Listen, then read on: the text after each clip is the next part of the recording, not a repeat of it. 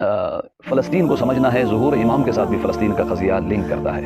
मसलन रबर मुअज़्ज़म की ये गुफ्तगू व ये जुमला कि फ़लस्तीन क्या है, अव्वल मसला मुस्लिमीन है, रम्ज़ किलीद रम्ज़ आलूद फ़रज ज़ुहूर व फ़रज मुस्लिमीन हस।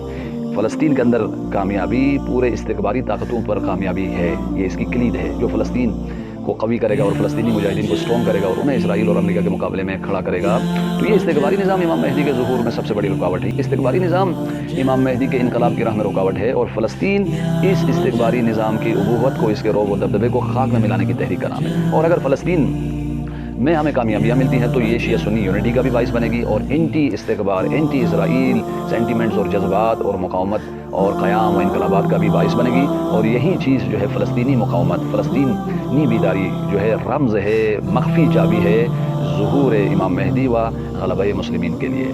और वह हमें ये इन अय्याम हसास रहा कि लैलतुल क़द्र तारीख़ इस्लामास बेबीदारी व होशियारी बेगुज़ारा नहीं वता मतलउल फ़ज्र निजात मिल्लत हाय मुसलमान मखसूसन मिल्लत शुजा व मज़लूम फ़लस्तीन दस तलाश नकशी।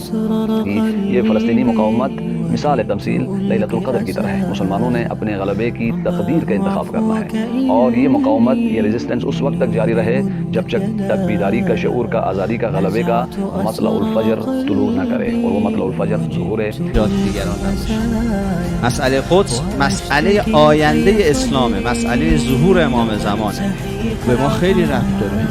قدس همون جایی است که وقتی ایرانی ها آزادش میکنن امام زمان علیه السلام میاد، حضرت مسیح علیه السلام اونجا ملحق میشه به امام زمان و شروع حکومت جهانی امام زمان از این حرکت هست که مربوط به ماست. کسی بی خیال باشه قدس رو بگه به من چه ربطی داره.